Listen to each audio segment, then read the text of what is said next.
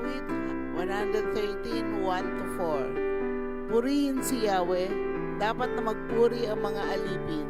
Ang ngalan ni Yahweh ay dapat purihin. Ang kanyang pangalan ay papupurihan magmula ngayon magpakailanman. Buhat sa silangan hanggang sa kanluran, ang ngalan ni Yahweh dapat papurihan. Siya'y nagahari sa lahat ng bansa. Lampas pa sa langit ang pagkadakila.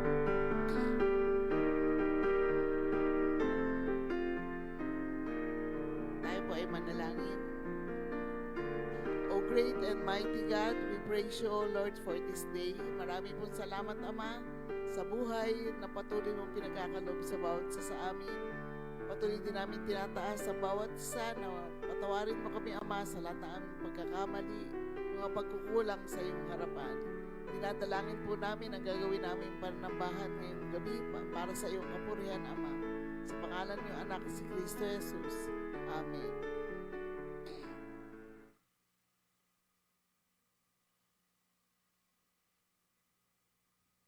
Tayo po'y makakaupo na. Sabay-sabay po tayong umawit.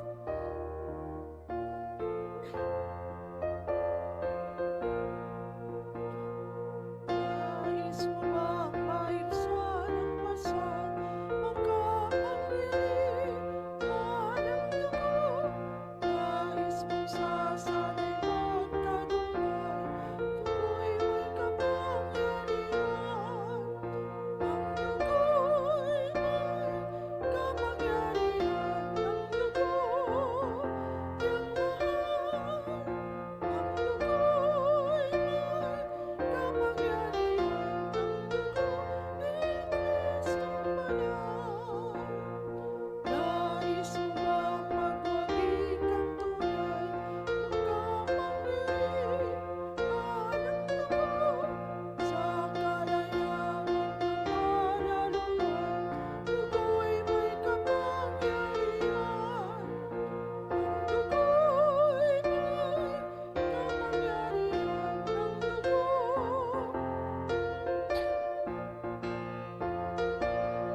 May kapangyarihan ang dugo ni Kristong banal. Nais mo bang maglingkod sa hari, makapangyarihan ang dugo? Mabuhay kang nagpupuring langit, dugo'y may kapangyarihan. Ang dugo'y may kapangyarihan, ang dugo niyang mahal. Ang dugo'y may kapangyarihan, ang dugo ni Kristong banal.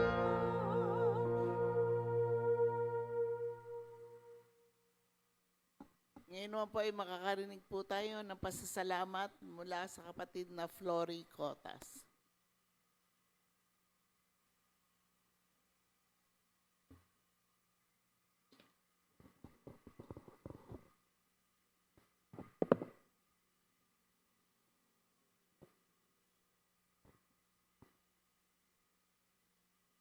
Yan, sa mapagpalang gabi po sa ating lahat. Napupuri po ako at nagpapasalamat sa Panginoon sa patuloy-tuloy na pagbibigay ng buhay at kalakasan. Papasalamat po ako sa nagdaang aking kaarawan. Pasalamat ko po dahil kadalasan po ang kaarawan ko ay kundi bagyo, baha. Bagamat nung umuulan-ulan, pero maganda naman po yung panahon. Salamat po sa buong isang taon na pagpapala na tunay na siyang ikinabubuhay namin. Salamat din po sa mga pagsubok na minsan na ikinihina ko rin. Kasi bilang nanay, syempre, lalo't problema ng anak, mas problema natin. Yung hindi tayo pwedeng manghina kasi sa atin kumukuha ng lakas yung anak natin. Paano sila kukuha ng lakas kung manghihina tayo? Kaya hindi ako nagpapakita ng kahinaan sa kanila. May pagkakataon na umiiyak akong mag-isa kasi ayoko nga makita nila na mahina ako.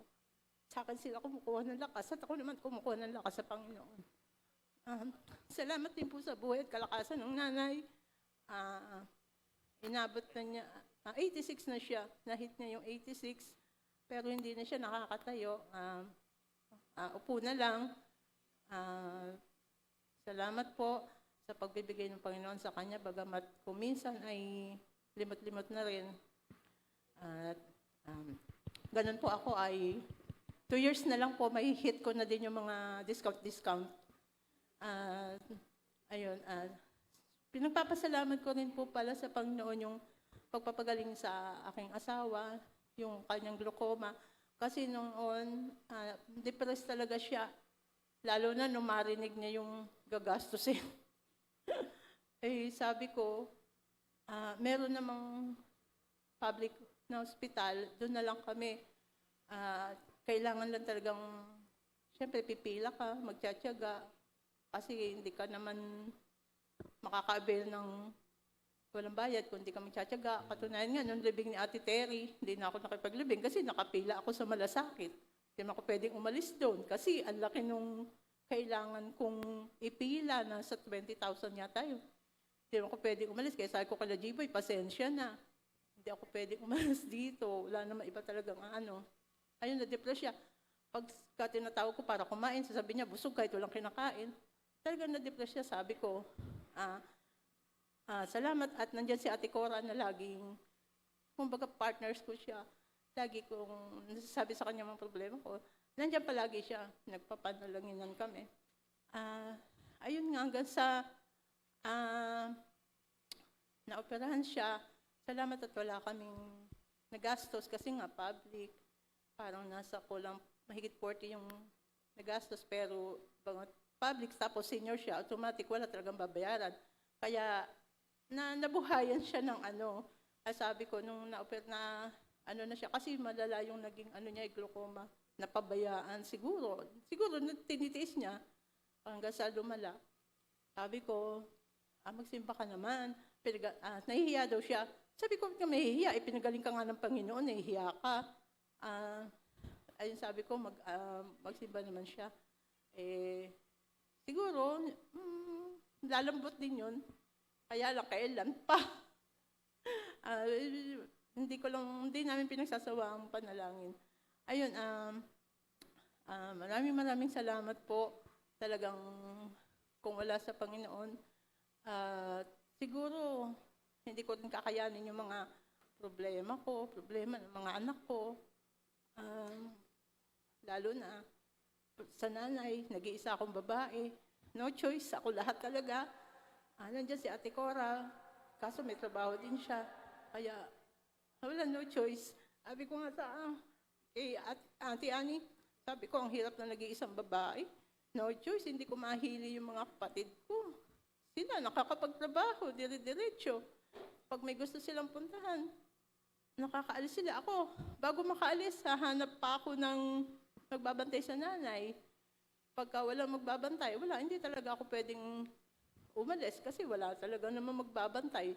Puro may mga bata yung mga tao sa amin, may mga inaasikaso din sila. Sabi ko, talagang marami kami magkakapatid, pero ako lang ang babae. Kaya ako lang talaga ang pero salamat sa Panginoon dahil binibigyan niya ako ng lakas. Sabi ko, hindi ako pwedeng magkasakit, hindi ako pwedeng manghina kasi wala mag-aasikaso sa nanay. Pagka lalo na pag siya ay kasi naka-diaper na siya, lalo pag siya ay doon ako nahihirapan. Pero, ganun talaga. Wala namang ibang kundi ako. Sila Pastor Henry, yung mga nasa abroad, financial tulong sila. Pero ako talaga ang kaya purihin po ang Panginoon dahil binibigyan niya ako ng lakas, physical, emotional, at spiritual. Purihin po ang Panginoon. Maraming salamat po.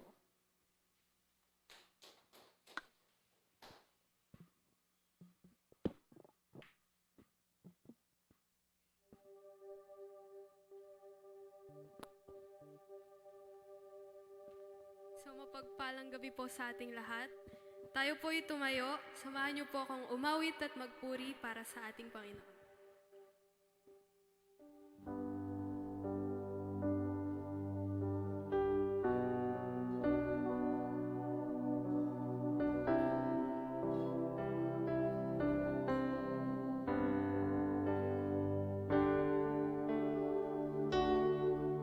Siyasatin mo, Jesus, ang puso ko sa kasalanang nagawa laban sa'yo. Nagtatapat, sumasamo, tumutulog sa harap ng banal mong trono. Lumalapit, di magkarapat-dapat sa kabanalan mo. Biyaya at kawat kapatawaran sa'yo ay nakamtan ko, aking Jesus.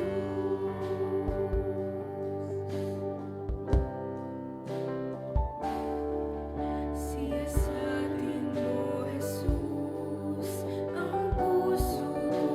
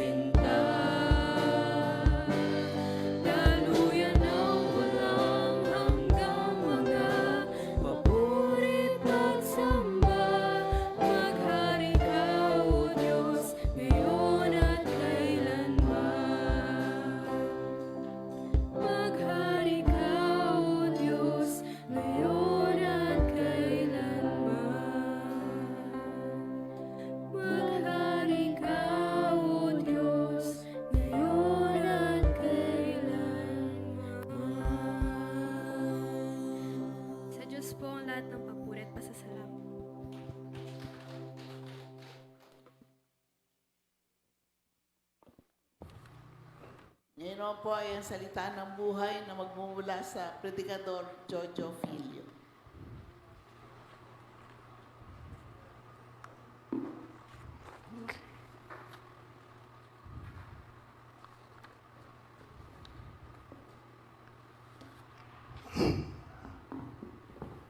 Yan. Isang magandang gabi po sa inyo lahat. Okay.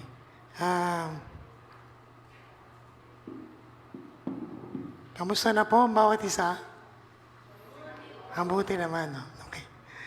Okay. Ang ating pong teksto na pag-aaralan ngayon ay makikita po natin sa mga taga-Pilipos. Ito po'y makikita sa Pilipos 4, 10 hanggang 13. No? And ito po'y nasa Ingles, pero ayan yung basahin ko to sa Tagalog.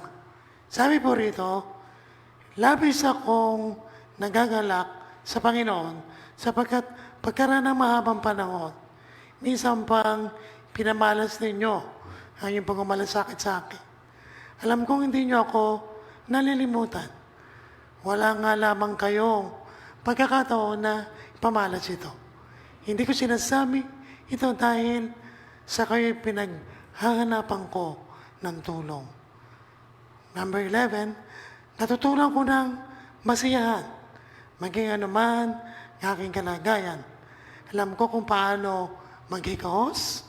Alam ko rin kung paano managana. Natutunan ko na ang sekreto kung paano masiyahan sa anumang kalagayan sa buhay. Ang mabusog o magutom, ang managana o maghirap. Ang lahat ng ito ay magagawa ko dahil sa lakas na kaloob sa akin ni Kristo. Pagpalain ng Panginoon, pagkabasa, kanyang madalang salita. So, ang tema po nung Pilipos 4 ay nakasentro sa mga sulat niya sa mga Pilipos. And isa po dito, makikita ron sa verse 10 na nagpapasalamat siya sa tulong na binibigay ng mga Pilipos sa kanya, bagaman hindi sila nakikita o hindi nakakasama ni Apostol Pablo ang mga taga-Pilipos. Ngunit, dito po sa ating pag-usapan, pag-usapan natin yung, ano ba yung sikreto ng pagiging kontento, no? The secret of being content, no? So, alam natin na ang bawat isa atin ay may mga gustong maabot sa kanilang mga buhay. Alam natin na meron tayong gustong minimiti. Maaaring ito ay mga material na bagay. Maaaring ito ay gusto nating magkaroon ng magandang posisyon sa trabaho o kaya ay magtagumpay tayo sa lahat ng ating mga ginagawa.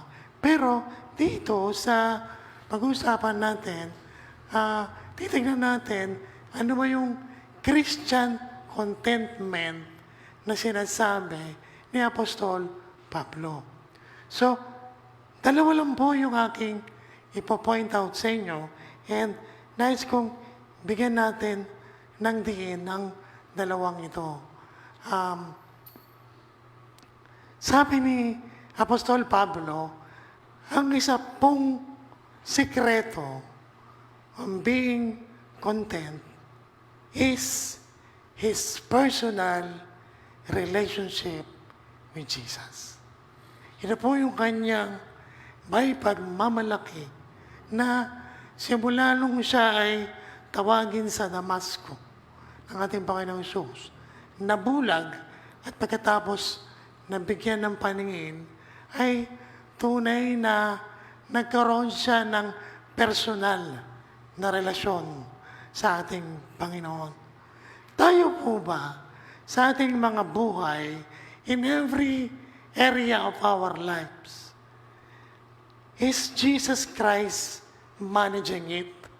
O ang Panginoong Jesucristo ba ang siyang nagdadrive nito sa ating mga buhay? O tayo yung nagdadrive nito? Pangalawang question is, ang Panginoong Jesucristo ba ang source ng ating lakas? Or baka ang source ng lakas mo ay puro sa sarili mong pagpupunyagi, sa sarili mong kalakasan. Kaya ko po sinabi to, si Apostol Pablo po kasi, alam naman po natin ang kanyang nangyari sa kanyang buhay. Bagamat, nung simulan nakakilala siya, marami siyang pinuntahang mga iglesia na kung saan ay siya ay nagministeryo. Ngunit, sa kanyang paglalakbay, ay marami ring mga bumabati ko sa kanya, marami ring mga nanlalait sa kanya, marami ring na nagtatakwil sa kanya, na tinitignan natin na ito yung eksperyensya ng isang merong personal na relasyon sa ating Panginoon. Na ang si Apostol Pablo ay sumusunod sa ating Panginoong Jesucristo. Ngunit tayo rin ay simula nung makakilala tayo, nandun din yung ating desire na sumunod sa ating Panginoon. Ngunit, sabi nga sa Lucas, Siyam 23, ano po ba raw ang mangyayari kapag patuloy nating sinunod, patuloy tayo nagkaroon ng personal na relasyon sa ating Panginoong Jesus? Sabi rito, ang sino mang nagnanais na sumunod sa akin ay kinakailangang itakwil ang kanyang sarili. Itakwil, kalimutan yung sarili niyang intensyon, kalimutan yung sarili niyang gusto, kundi pairalin yung kagustuhan ng ating Panginoong Jesucristo. Pangalawa, sabi nito, pasanin araw-araw ang krus. So, lahat ito hindi exempted. Kababaihan, kabataan, kalalakihan, pinapasan natin ang krus sa araw-araw. At pag nagawa natin ito, tayo ay patuloy na sumusunod at sinusunod natin ang ating Panginoon. Pero, sabi ko nga, alam natin yung story ni Pablo eh. Alam natin kung ano yung kanyang paghihirap. Siya nga yung ating model eh. Di ba? Kung tutugnan natin ay paglilingkod sa ating Panginoon. Di ba? Pero, para mas maintindihan natin,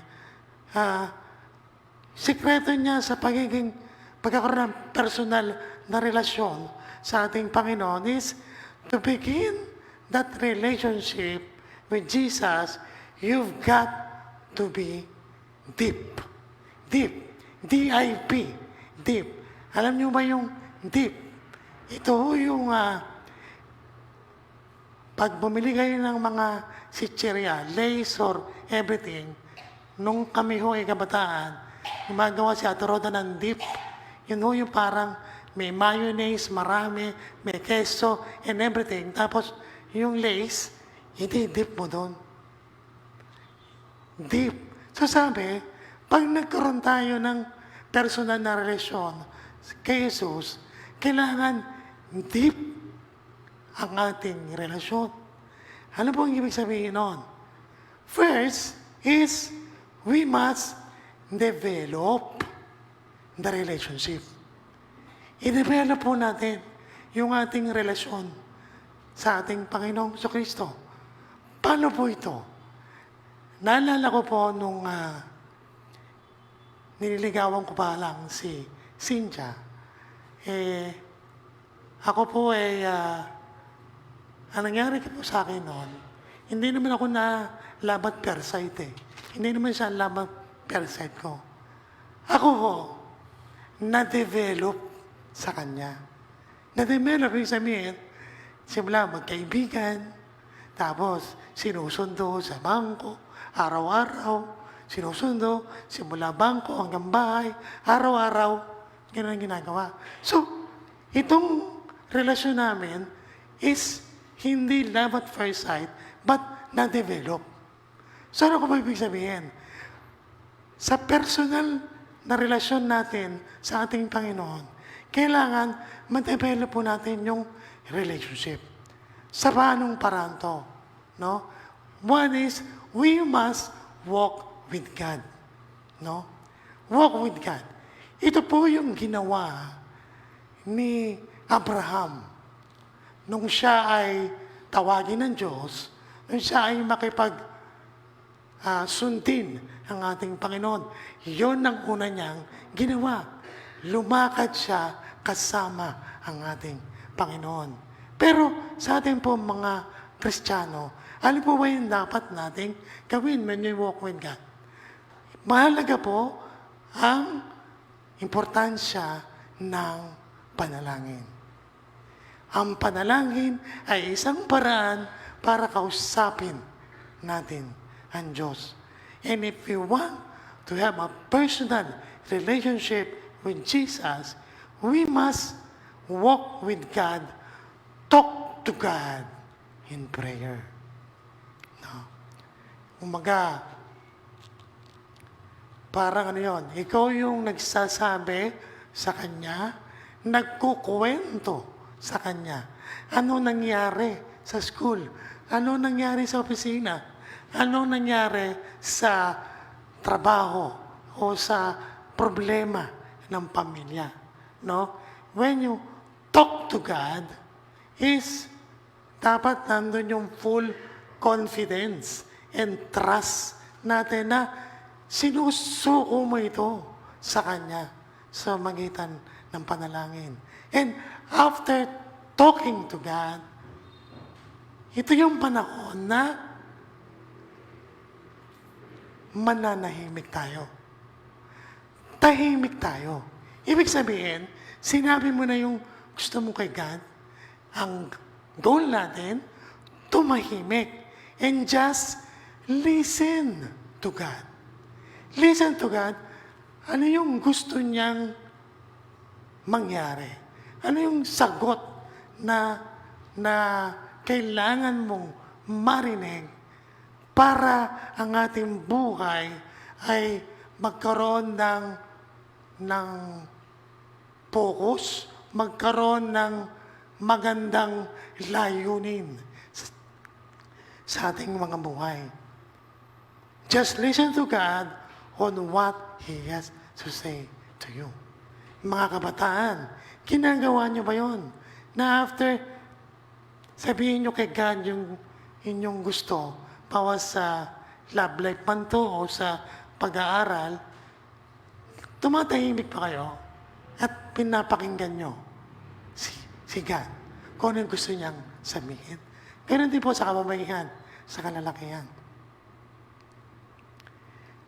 Then, kasama po nito, isama po natin yung isuot po natin yung hat. H-A-T. Ano ibig sabihin nun? We must honor, we must appreciate, we must thank God for everything He has done for our life. Tandaan natin, ang relasyon po sa ating Panginoong Hesus ay hindi ito mag-isa. Ito yung mutual, no? Na relasyon, na commitment sa Kanya. And sa isang relasyon, kailangan we honor the person. We honor God. We appreciate God sa lahat ng mga ginagawa niya sa ating mga buhay. And we thank God. Doon sa verse 10, nagpapasalamat siya doon sa mga taga-Pilipos kasi sa tulong na binibigay sa kanya. He's very appreciative sa mga tulong ng kapatiran na ginagawa sa Kanya. Although hindi sila nagkikita. At ito po yung dapat makita sa bawat isa natin. To have a personal relationship with God is a one way to be content is to have a personal relationship to God, and kailangan we develop the relationship. We honor, appreciate, and thank God for what He has done to your life. Pangalawa po, invest. Invest. Invest time in the Bible. No? Napakahalaga po ng time. No? Even yung pagpunta sa mga meeting, kailangan ma-maximize natin ang time. Dito po, ang isang sekreto ni Pablo to be contented is he invests time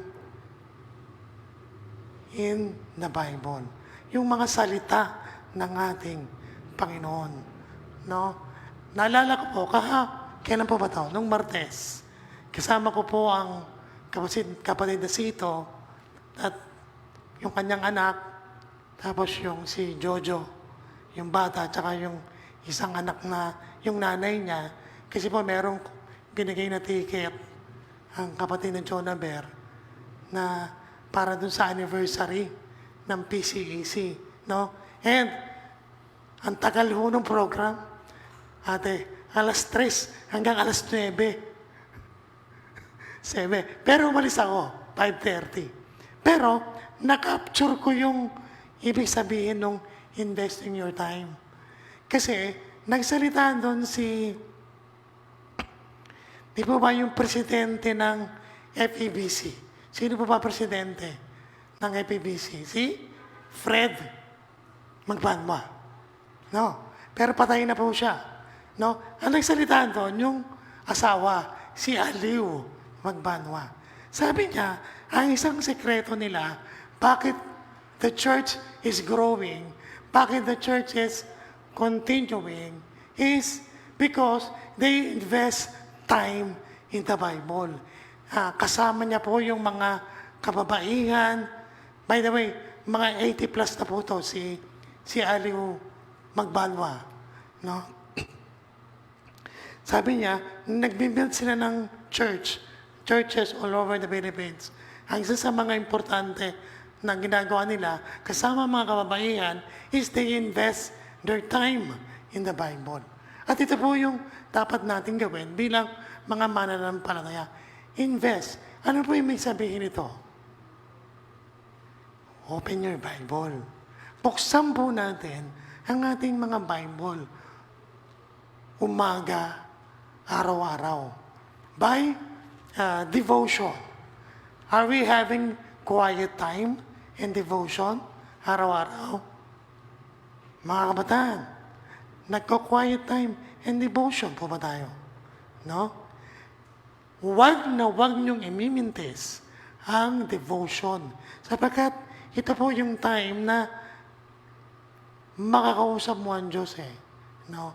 Ang mga kamabaihan, maagang mag-devotion. Alas 3, alas 4, alas 5. So maaga sila mag-devotion. Pati yung mga kamabaihan. Kasi, dapat po, tayo bilang mga Kristiyano, part ito ng ating contentment, no?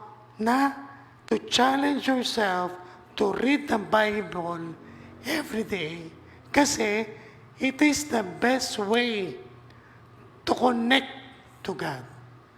Connect, no? Sabi nga nung isang libro, sabi, ang lahat ay nagko-communicate. Pero kukunti lang yung nagko-connect. Lahat nagko-communicate, pero konti lamang yung nagko-connect. Dapat po we connect to God. And if we connect to God, we must grow. We will grow our relationship to Him. Bakit po kailangan natin mag-invest? Ito yung favorite verse ni Ate Nilsa, Hebrews 4:12. Nainanin ko sa kanya to. Sabi, the Word of God is living and active. Ang salita ng Diyos ay buhay at active, no? Sharper than any two-edged sword. Ito'y nagpapabago ng buhay, ito'y nagtatama ng kamalian, nagtutuwid ng mga likong gawain.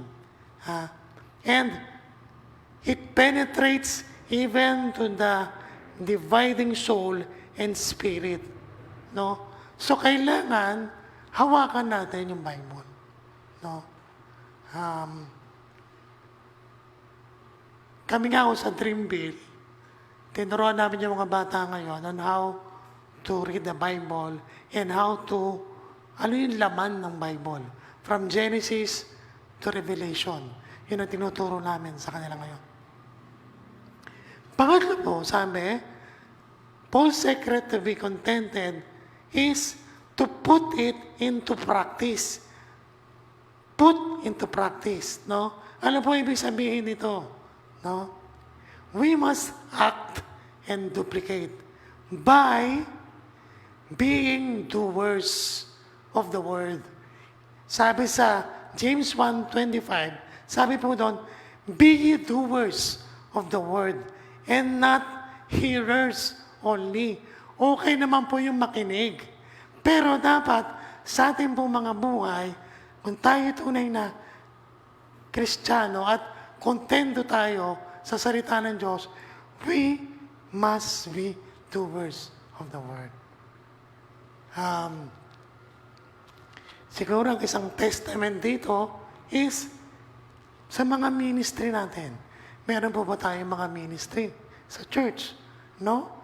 Kailangan ang isang aktibong mananampalataya ay miyembro ng isang ministry. Hoy, nakikibahagi sa mga fellowship, small group, at lahat ng gawain sa church. So ano po yung sikreto? Sabi niya, is develop the relationship, invest in the Bible, and put it into practice. Kasi sabi po, ang ating pong buhay is a virtuous cycle. Paikot-ikot lang. No? Kasi, the more na I let God into my life, the more He transforms my life. No? The more I let God into my life, binabago niya yung buhay ko. And the more I want to let Him in my life, He transforms the rest of it. Yung lahat ng mga bagay sa buhay mo ay binabago niya. Ito'y kaugalian, ito'y dating kasalanan, binabago niya ang lahat ng ito.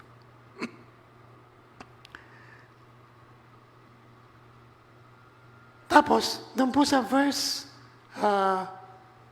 11 to 12, sabi niya doon, naranasan ni Pablo ang maging magutom, managana, naranasan niya ang magkaroon ng katagumpayan, maranasan niya yung lahat ng mga ito. Pero, ang pinaka-magic word dito is, sabi niya sa 13, sabi niya, ang lahat ng ito ay magagawa ko dahil sa lakas na kaloob ni Kristo.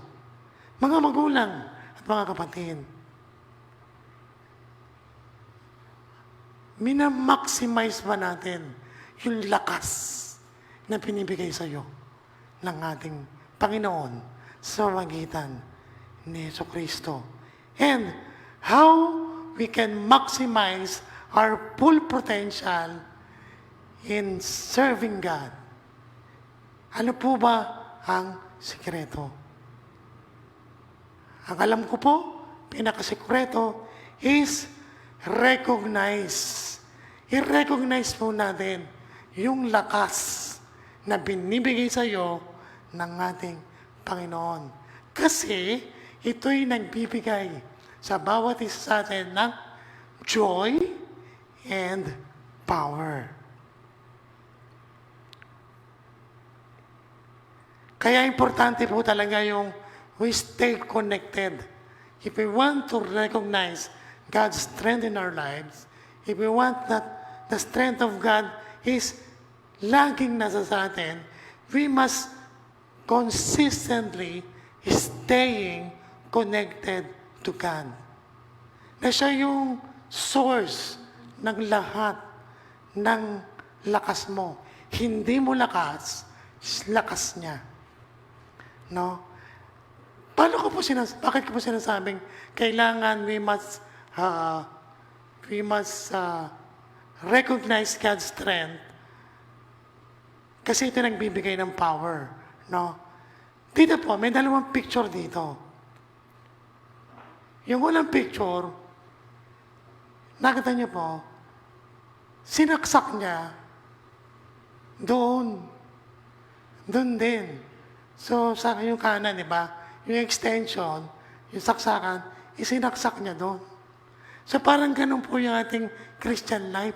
Minsan, this is what it looks like when you are depending on your own strength and lakas. Ang lapit-lapit ng saksakan.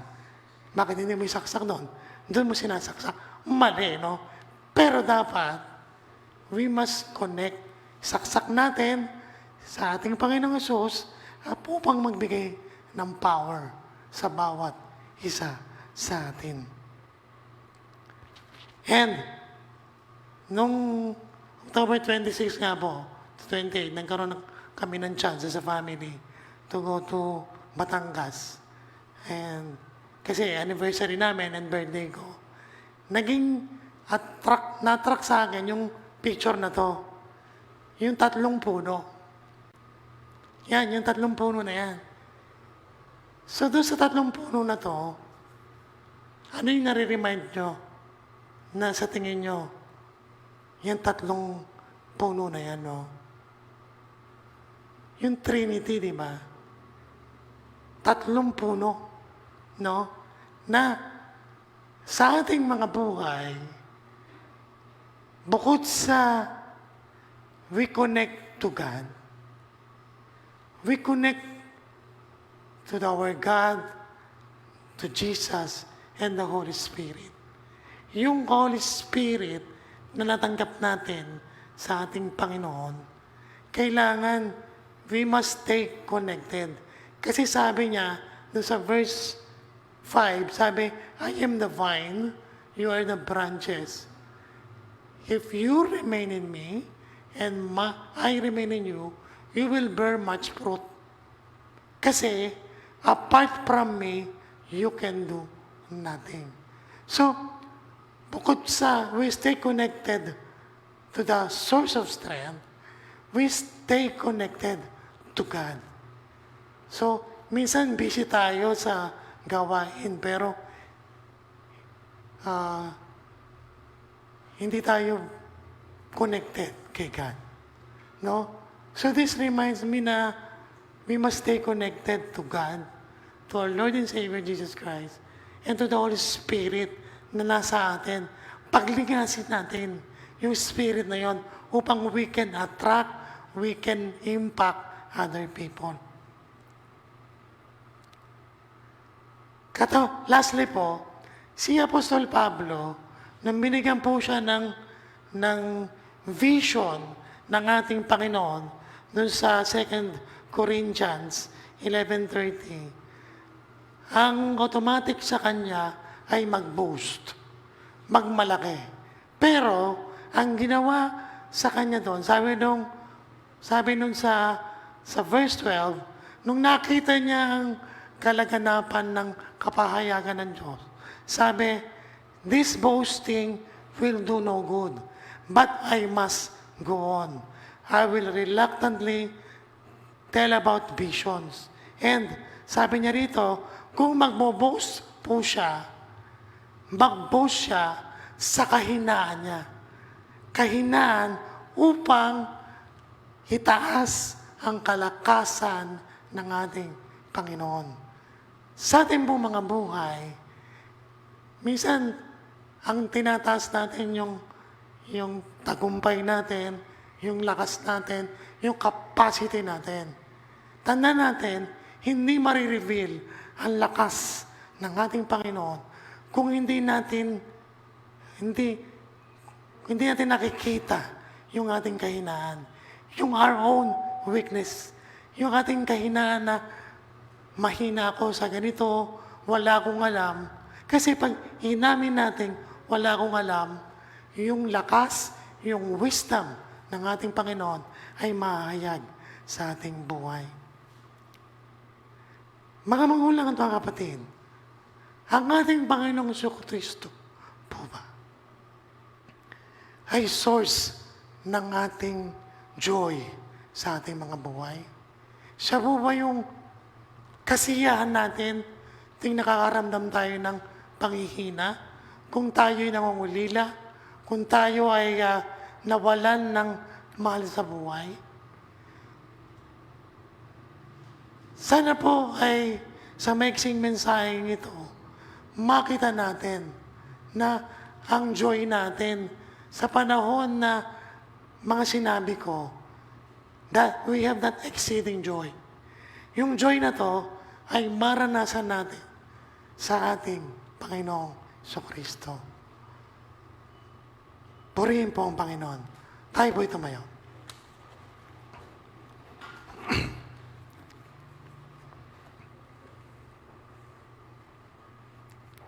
Dakilang Diyos na mga pangyarihan sa lahat. Maraming salamat sa mensahe na binigay mo. So, gabing ito, tunay Panginoon na ang aming contentment ay sa iyo lamang. Aming contentment ay magkaroon ng personal na relasyon sa iyo. Na ito ay i-develop namin through prayer, invest in the Bible, we put into practice. At yung lakas na binibigay mo sa amin, lakas mo, tunay na mahayag sa panahon ng aming kahinaan. Ikaw ang aming patnubay, ikaw ang aming sanggalang, ikaw ang aming buhay sa lahat ng oras. Purihin ka, Panginoon, sa lahat na ito. Sa pangalan ni Jesus na dalangin. Amen. Purihin po ang Panginoon. Isang tanging awit po mula kay kapatid Dustin Ocol, sabay po ng paghahandog.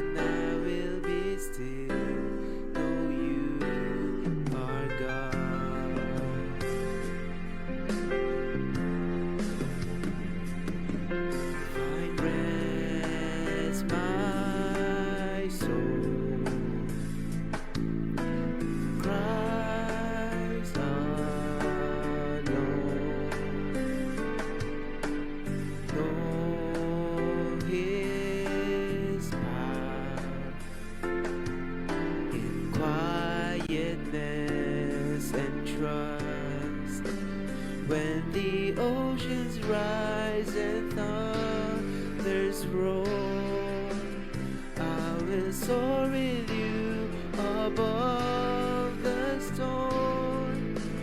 Father, you are king over the flood, and I will be still, know you are God.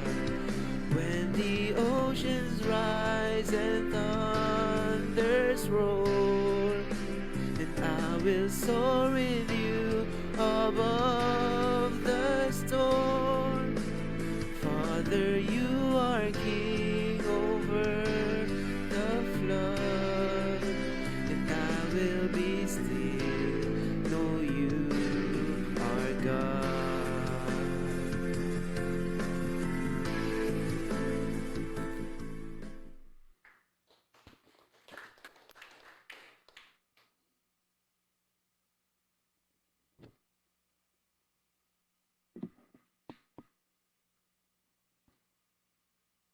Ngayon naman po ay sa ikalawang bahagi ng ating pananambahan, ang ating pananalanginan.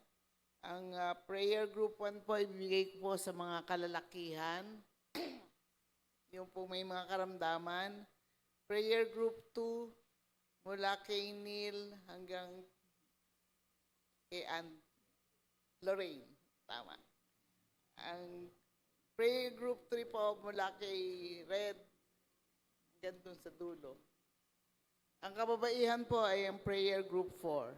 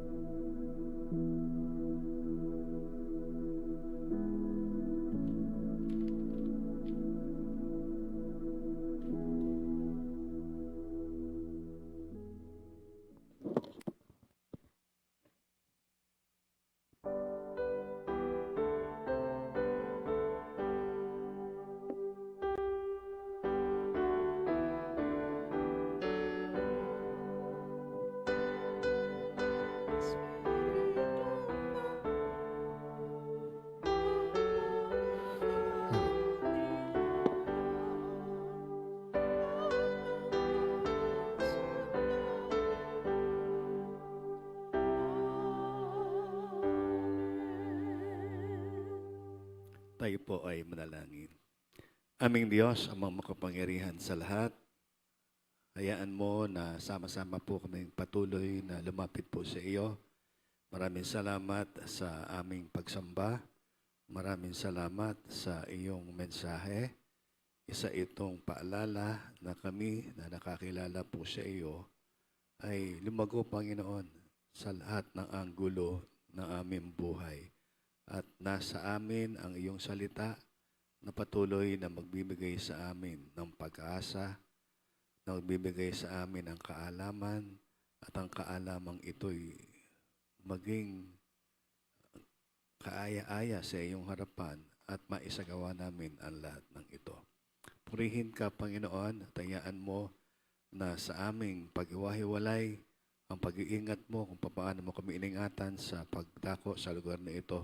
Gayun din naman, nandun yung aming pag-asa na makakarating kami ng maluwalhati sa aming mga tahanan. Maraming salamat at sa pagkakataong ito, sa pamamagitan ng pagtataas ng kamay na iyong lingkod, igawad mo, Ama, ang iyong makapangyarihang bendisyon.